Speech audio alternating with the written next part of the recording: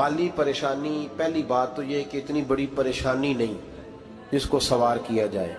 आयत पढ़ूंगा कुरान पाक की और मेरा ख्याल है कि बहुत सारी परेशानियां तो कुरान मजीद के लफ्ज़ों से दूर हो जाएंगी। सूरह हूद है, उसकी आयत नंबर 6 है, 12वें सिपारे की पहली आयत है। क्या अंदाज है और मेरे रब का कितना मन मोह लेने वाला और दिल को छू लेने वाला अंदाज है।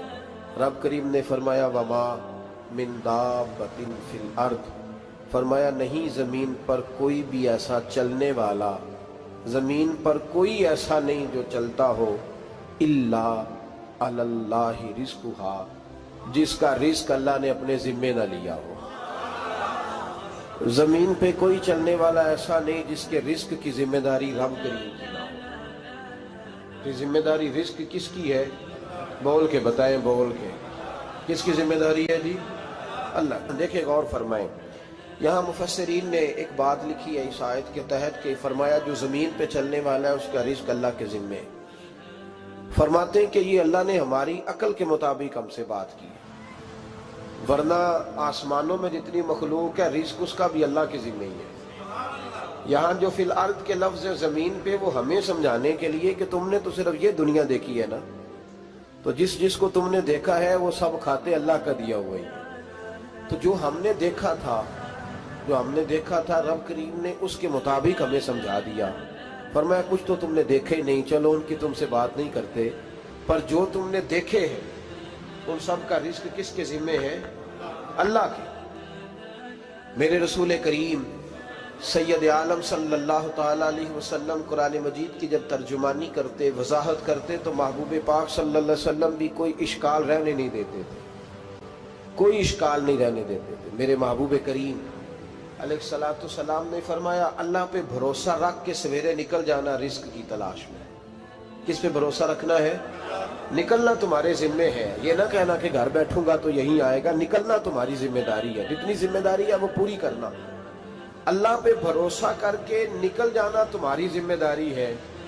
रब का जिम्मा है तुम्हें रिस्क देना, वो जरूर तुम्हें रिस्क पहुंचाएगा। या रसूल अल्लाह सल्लल्लाहु अलैहि वसल्लम किस तरह पहुंचेगा? तो जरा हुजूर के लफ्जों का हुस्न भी देखिए। नबी पाक सल्लल्लाहु अलैहि वसल्लम ने फरमाया जिस तरह मौत तुम्हें ढूंढ लेती है ना कि तुम कहाँ मौजूद हो, जब वक्त आता है तो इंसान पाकिस्तान में हो तब भी आ जाता है, जद्दा में हो तब भी आ जाता है, मक्का में हो या मदीना तैयबा में, वक्त फिर भी आ जाता है। फरमाया जिस तरह मौत तुम जहां भी हो तुम तक पहुंच जाती है ना, इस तरह तुम्हारा रिस्क भी तुम जहां मौजूद होते हो अल्लाह वहां पहुंचा देता है, पहुंचा देता है। तो या रसूल अल्लाह सल्लल्लाहु अलैहि वसल्लम किस अंदाज में? तो फरमाया निकल जाना तुम्हारी जिम्मेदारी है। फरमाया सवेरे परिंदे भी निकल जाते हैं और शाम को जब लौटते हैं तो अल्लाह उन्हें पेट भर के रोजी अता फरमाता है। हालांकि उनको नहीं पता होता हमारा कारखाना कहाँ है, हमने कहाँ जाके मजदूरी करनी है। उनको नहीं पता होता कि हमारा दफ्तर कहाँ है, हमने किस ऑफिस में बैठना है। उनको नहीं पता होता कि हमने कहाँ जाके माल खरीदना है और कहाँ से हमने फिर उसको दोबारा बेचना है। उन्हें खबर नहीं होती। अल्लाह पे भरोसा करके निकल जाते हैं। निकलना तो तेरे जिम्मे है कि नहीं? फरमाया वो तू ड्यूटी कर, शाम को अल्लाह जो रब परिंदों को रोजी देता है वो तुझे भी अता फरमाएगा। मैं कहता हूँ सोच कितनी कमजोर है उस आदमी की जो कहता है कैसे मिलेगा। कितनी कमजोर सोच है। जो रब बैल को रोजी देता है, बकरी को रोजी देता है, इस जमीन इस धरती पे अगर बसने वाला ऊंट भूखा नहीं सोता, चले ये तो पालतू जानवर होते हैं, इस धरती पर बसने वाली अगर बिल्ली और कुत्ता रोटी खा के सोते हैं तो तू तो अशरफुल मखलूकात है। तूने अपने ज़हन में क्या टेंशन पाल लिया है कि नहीं आएगा तो मर जाऊंगा, क्या बनेगा, किस तरह होगा? तू क्यों इतना परेशान हो गया? भाई माली परेशानी सबसे ज्यादा उस बंदे ने ओढ़ ली है जिसकी तवक्कुल की बात कमजोर हो गई है। तू सीधी तवज्जो अपने रब करीम की जानिब रख, सीधी तवज्जो अल्लाह की जानिब कर। रब फरमाते हैं जिम्मा तेरा नहीं, जिम्मा मेरा। लेकिन ना तनख्वाह एक आती है घर में। जब एक बच्चा होता है तो तब भी काम चलता है। जब अल्लाह 2 बच्चे दे दे फिर भी उस तनख्वाह से काम चलता है। जब 3 हो जाए फिर भी चलता है। जब 4 हो जाए, नहीं आप ना भी बोले तो बात तो सही है, बहरहाल काम फिर भी چلے اسی تنخواہ میں سے جب بندہ بڑے بیٹے کی شادی کر کے بہو بیاہ کے لے آئے تو پھر بھی کام چلتا ہے، اور جب اس بیٹے کو اللہ بچے عطا کر دے تو اسی گھر میں، اسی آنگن میں، اسی چھت کے نیچے کام چلتا ہے۔ تو پھر تو مان جانا کہ چلانے والا تو نہیں، چلانے والا کوئی اور ہے۔ پھر تو مان جا کے چلانے والا کوئی تو اس وقت جب تنخواہ تیری لگی تھی تو کہتا تھا ابا ابھی میری شادی نہ کر، میں بیوی کو کیسے کھلاؤں گا؟ تو وہی شخص ہے جس کی چھت کے نیچے پھر 1.5 درجن پوتے بھی پل رہے ہیں اور گزارا ان کا بھی ہو رہا ہے۔ تو رزق کا ذمہ کس کا ہے؟ اللہ کا، اللہ کا ذمہ۔ اب ہمیں پتہ ہے پہلی بات تو پریشانی اس لیے اتار دینی چاہیے کہ ذمہ ہمارا ہے ہی نہیں۔ اب دوسری بات یہ کہ ذمہ داری کس کی ہے؟ اللہ حکیم بھی ہے اور علیم بھی ہے، حکیم بھی ہے اور جانتا بھی ہے اور اسے پتہ بھی ہے کہ دینا کس طرح ہے۔ اب ہم پتہ کیا کہتے ہیں؟ کہتے ہیں وہ جو بندہ پجاروں میں بیٹھا ہے وہاں اسے نہیں بیٹھنا چاہیے تھا، اور میرا حق تھا۔ تجھے زیادہ پتہ ہے کہ اللہ کو؟ بول کے بتانا کس کو پتہ زیادہ ہے؟ کیوں جی؟ تو آپ اصل ٹینشن پتہ کب لگتی ہے؟ جب بندے کہتے ہیں نہیں وہ پجاروں میری تھی، میرا حق تھا۔ وہ جب گزرتی ہے نا پاس سے مہران کے تو مہران والا ٹینشن بڑی لیتا ہے، حالانکہ اللہ کو زیادہ پتہ ہے کہ وہ حق۔ ایک بات اپنے ذہن میں یاد رکھ لیں، رٹ لیں کہ جو میرے لیے بہتر تھا میرے رب نے مجھے دے دیا، تو بات ختم ہو گئی۔ بس وصل اچھا ہے نہ فراق اچھا ہے، یار جس حال میں رکھے وہی حال اچھا ہے۔ بس جو میرے حق میں بہتر تھا میرے رب نے مجھے، مسئلہ یہ ہے کہ تو اس پہ راضی ہونے کو تیار نہیں۔ حضرت علی کرم اللہ تعالیٰ وجہ الکریم نے میرے نبی پاک کی ایک حدیث بیان کی ہے، اور جناب علی جب یہ حدیث بیان کیا کرتے تھے تو حضرت مجاہد فرماتے ہیں یوں لگتا تھا کہ جیسے حضرت علی ہمیں ہر پریشانی سے نکال رہے ہیں۔ مولا علی شیر خدا رضی اللہ تعالیٰ عنہ فرماتے ہیں کہ مجھے میرے نبی پاک صلی اللہ علیہ وسلم نے ایک طریقہ دیا تھا ٹینشن فری ہونے کا، آپ فرماتے ہیں مجھے تو بڑا راس آیا ہے، تم بھی اگر کر لو گے تو تمہیں بھی فائدہ دے گا۔ کہا وہ کیا؟ حضرت علی کہنے لگے محبوب علیہ السلام نے فرمایا تھا لوگوں تم اللہ کے دیے ہوئے تھوڑے رزق پہ راضی ہو جاؤ، وہ تمہاری تھوڑی عبادت سے تم سے راضی ہو جایا کرو گا۔ بس تم 2 نفل بھی پڑھو گے تو اللہ راضی ہو جائے گا، تم 1 رکوع بھی سویرے اٹھ کے پڑھو گے تو وہ راضی ہو جائے گا، وہ تمہارے 313 درود شریف سے راضی ہو جائے گا، تم اس کے دیے ہوئے تھوڑے رزق سے راضی ہو جاؤ۔ ٹینشن اس لیے ہوتی ہے کہ ہم راضی نہیں جو اس نے ہمیں دیا ہے۔ وہ حال میں مزید کی جو دوڑ ہے نا، حال میں مزید کی، بے قدرہ کچھ قدر نہ جاتی، کیتی خوب تسلی ہو، دنیا دار پجاری زردے، کتیاں دے گل ٹلی ہو، بک بک روشن اکھیاں تکیو ویک حویلی کلی ہو، تے کوچ نصیر اساں جد کیتی پہ جانی تھر تھلی ہو۔ تو یاد رکھیں یہ جو ہے نا مصیبت کے مال آ کیوں نہیں رہا، وہ سامنے والا پلاٹ میرے گھر کے سامنے ہے گھر کے سامنے، پر رجسٹری میرے نام کیوں نہیں؟ یہ مصیبت سانس نہیں لینے دیتی۔ موٹر سائیکل کھڑی کرتا ہے نا جب آ کے دکان سے روٹی کھانے آتا ہے، دفتر سے گھر آتا ہے، کاروبار سے آتا ہے، تو جہاں موٹر سائیکل کھڑی کرتا ہے وہ ٹینشن بڑی ہے کہ کبھی میری ہو جائے نا یہ والی جگہ تو میں یہاں بھی بورڈ لگاؤں اپنے نام۔ اس نے مالی پریشانی پیدا کی۔ تو جس حال میں ہے، چونکہ تو نے اپنا یہ حال خود نہیں بنایا، جس نے بنایا ہے وہ بڑا بہتر جانتا تھا کہ تو اسی حال میں اسے اچھا لگتا ہے۔ تو اسے اسی حال میں، ایک بزرگ تھے تو ان کی طبیعت بڑی علیل ہو گئی، بیمار ہو گئے، تو اللہ نے آزمائش دی تو کیڑے پڑ گئے وجود میں۔ ایک کیڑا یہاں سے کھا رہا تھا، اللہ والے بڑے راضی رہتے ہیں اس کی رضا پہ، تو کیڑا یہاں کھا رہا تھا تو نیچے گر گیا، تو بابا جی نے اٹھا کے پھر وہاں رکھ لیا، کہنے لگے جب اس نے تیری ڈیوٹی مجھے کھانے کی لگائی ہے تو میں اس بات پہ راضی ہوں، تو نیچے کیوں گرتا ہے؟ بس ٹھیک ہے کھا، جب اس نے تجھے ڈیوٹی جو تیری لگائی ہے۔ سالبہ بن عبد الرحمن ایک صحابی تھے، سالبہ غالباً، نبی پاک صلی اللہ علیہ وسلم کی خدمت میں آئے، کہنے لگے یا رسول اللہ صلی اللہ علیہ وسلم غربت بڑی ہے، میرے لیے دعا کریں اللہ زیادہ مال دے۔ تو محبوب صلی اللہ علیہ وسلم نے فرمایا تو جس حال میں اچھا ہے وہ تیرے لیے بہتر ہے، اس میں تو ہے وہی حال تیرے لیے۔ مشکل ہے نا یہ جواب سننا۔ کہتے پیر صاحب فلاں جگہ سے تویز آیا، وہاں تو وارے نے آرے ہو گئے، تو آپ کے ہاں؟ تو میں کہتا ہوں یہ تویز دینے والا اگر تویز دے کے امیر بناتا ہے تو پہلے خود کیوں نہیں بنتا؟ یہ خود تو 150 کا تویز بیچ رہا ہے، اپنی بیچارے کی حالت یہ ہے. اگر اتنا ہی تویز اس کا چلتا ہوتا تو پہلے 5 پجاروں اس کے دروازے پہ کھڑی ہوتی. عجیب چکر ہے اور عجیب جگہ لوگ الجھ گئے، سمجھتے ہی نہیں بات کو. یا رسول اللہ صلی اللہ علیہ وسلم دعا کر دے تو محبوب نے کیا فرمایا؟ فرمایا تو جس حال میں ہے نا وہ حال تیرے لیے بہتر ہے، اسی میں رہ. کہ نہیں حضور دعا کرے. فرمایا سال بعد تو باز آ جا. حضور دعا کرے. فرمایا تو باز آ جا. 2-3 دفعہ کا ضد کی. محبوب نے فرمایا جا پھر اللہ تجھے زیادہ پیسے دے گا. چند بکریاں خریدی، اتنی برکت ہوئی کہ بکریوں کے ریوڑ بن گئے. پھر کچھ بکریاں بیچ کے گائے خرید لی، ان کے بھی ریوڑ ہو گئے. پھر کچھ اونٹنیاں لے لی، ریوڑ ہی ریوڑ. پہلے 5 وقت مسجد میں آتے تھے، اب فجر اور عشاء رہ گئی. پھر مال زیادہ ہوا تو مدینے شہر میں کوئی جگہ ہی نہیں، مدینے سے باہر حویلی خریدی. پھر جمعہ ہی رہ گیا. جمعے کے جمعے آتے زکوٰۃ کا حکم آیا. میرے نبی کریم علیہ السلام نے حضرت ابو ہریرہ کو بھیجا. فرمایا جا اسے کہہ تیری زکوٰۃ بنتی ہے 2.5%. 10 کروڑ روپیہ ہو تو کتنی زکوٰۃ بنتی؟ بھئی 1 کروڑ کی 2.5 لاکھ ہوئی نا، تو 10 کروڑ کی کتنی ہوئی؟ تو بڑی مصیبت ہے جب بینک سے میسج آتا ہے نا کہ 25 لاکھ نکل گیا تیرے اکاؤنٹ سے. بہت بڑی مصیبت، بڑی ٹینشن ہوتی. ایک صاحب میرے پاس آئے، ان کی زمین اچانک مہنگی ہو گئی. اچانک پہلے کچھ 15-16 لاکھ کی ایکڑ زمین تھی، پھر وہ کروڑ کی ہو گئی. تو میرے پاس آئے، کہنے لگے وہ 10 کروڑ روپے بنتے ہیں تو زکوٰۃ. تو میں نے کہا آپ نے کیا کیا؟ ذری زمین پہ عشر آتا ہے، اس پہ زکوٰۃ نہیں آتی، تو آپ نے کیا کیا؟ کہنے لگے وہ کچھ سوسائٹی کے رول کے مطابق میں نے فائلیں وغیرہ لے لی ہیں، اب میں نا کبھی موقع آئے گا تو ان کو بیچوں گا. تو میں نے کہا اب تو آپ کا یہ مال ہو گیا بزنس کا، تو اب تو اس پہ زکوٰۃ آئے گی. 10 کروڑ پہ جب 25 لاکھ سنا تو کہنے لگے فوراً دینی پڑتی ہے کہ تھوڑی تھوڑی سے بھی کام چل جاتا ہے. تو میں ان کا چہرہ دیکھنے لگا. میں نے کہا نہیں وہ تو آپ کو پتہ ہے. ویسے حضرت عمر فرمایا کرتے تھے بانٹ کے نہ دو، کوشش کرو کسی ایک کوئی دو، چلو کسی کا تو کچھ بن جائے.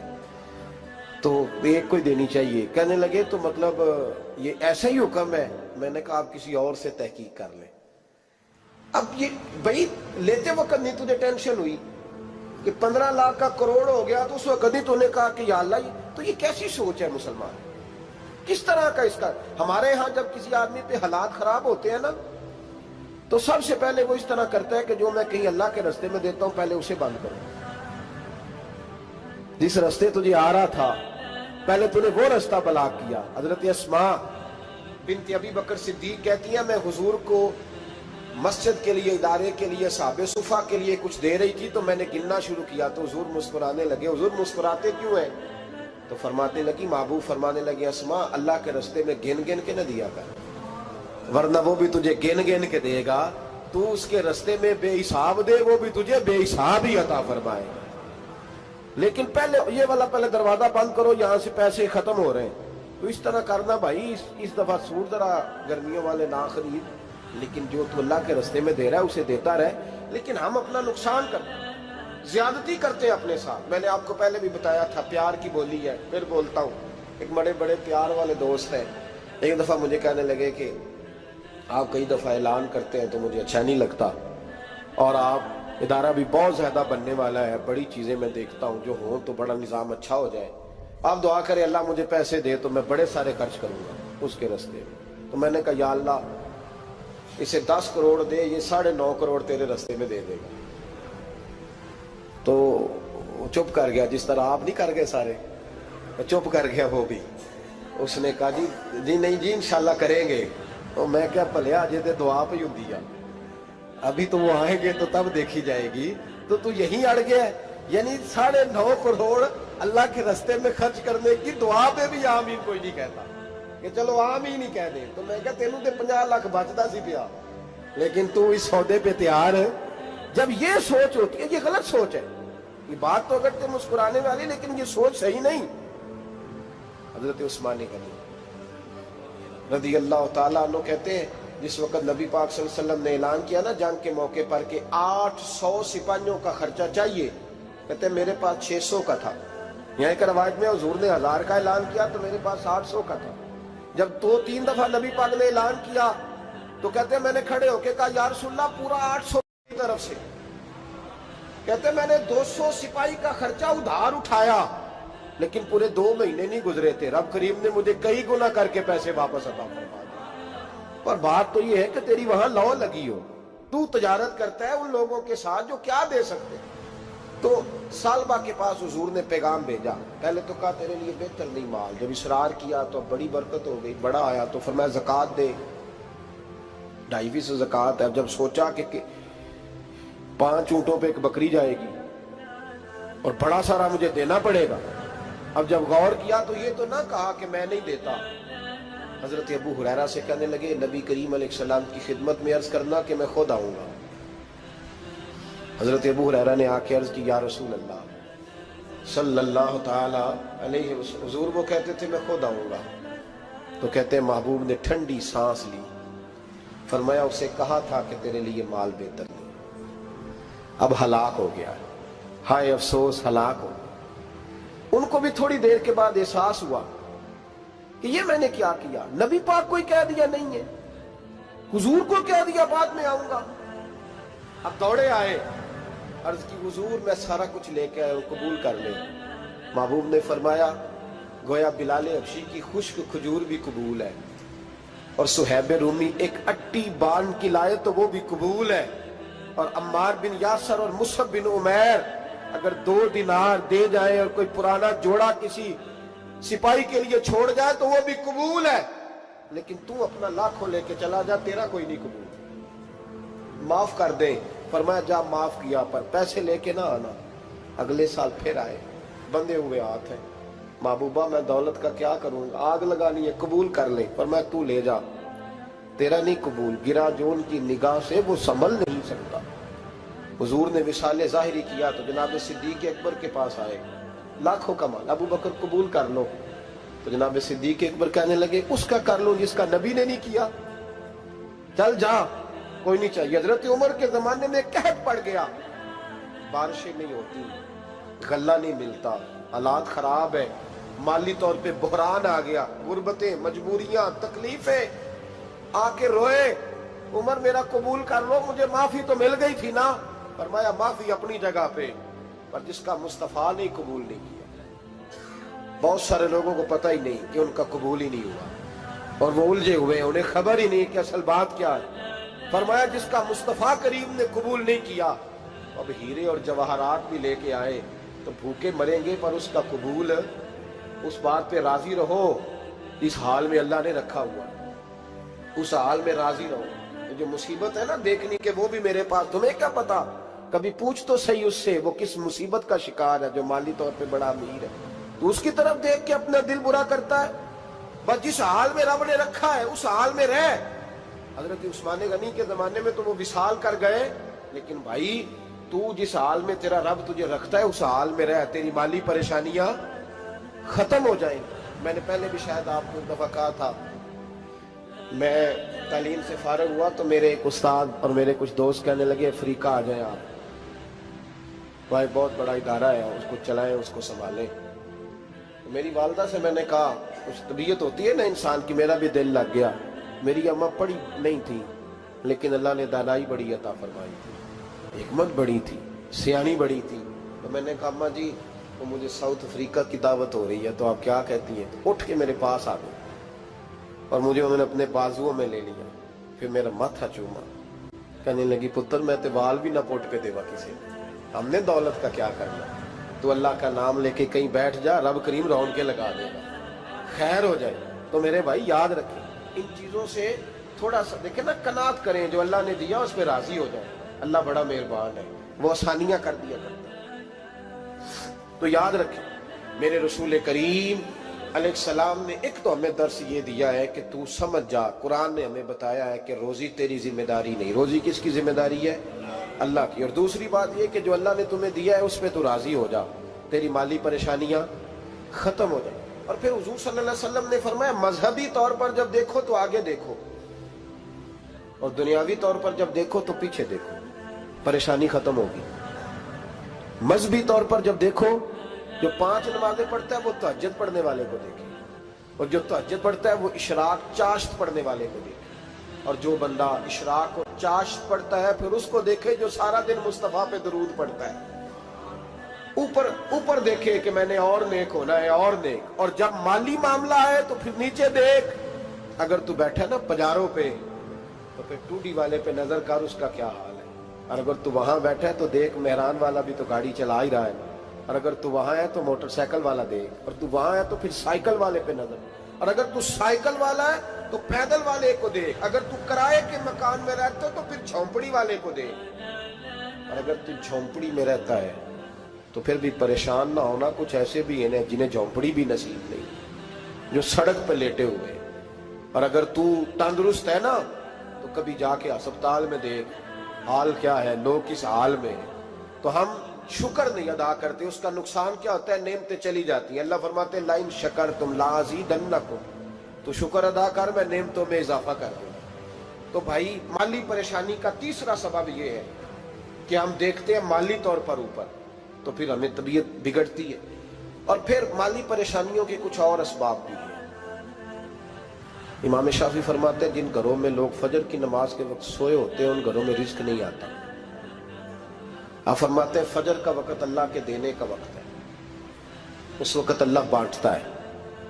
हुजूर सल्लल्लाहु अलैहि वसल्लम का फरमान है ना हदीस में कि तहज्जुद के वक्त अल्लाह पहले आसमान पे नुज़ूल जलाल फरमाता है जो उसकी शान के लायक है तहज्जुद के वक्त, और वो कहता है मांगो मैं तुम्हें अता करूंगा। लेने की बारी आए तो बंदा समेट समाट के अंदर घुस जाए। हमारे यहाँ ये होता है कि इशा के बाद बच्चे बैठते हैं मोबाइल लेके, तहज्जुद का वक्त आता है तो उनकी आंखें बंद होनी शुरू होती, तो लेने के वक्त तो तू सोया था, तेरा मसला कैसे हल होगा भाई। जब कोई आदमी खैरात बांट रहा हो तो जो प्याला पीछे कर ले उसे मिलेगा। कहते उस वक्त आना जब मैं बांट रहा था, अब तो किधर आ गया है। मिसाल दे रहा हूं, तो फजर का वक्त मांगने का है, तो सारी रात तो गुजर गई गेमें खेलते टीवी देखते, और जो लेने का वक्त था तू सो गया, तो कैसे आएगा तेरे पास। तो उठे सवेरे बंदों से मांग के देख लिया, बड़ी इज्जतें खराब हुई। फजर का वक्त उठ के झोली फैलाए। मेरे रसूल पाक अलैहिस्सलाम फरमाते हैं, रब फरमाते हैं जब बंदे मेरे आगे झोली फैलाते हैं मुझे शर्म आती है, कैसे खाली वापस। याद यारांदा गिल्ला निकल दे असल परीत जिना दी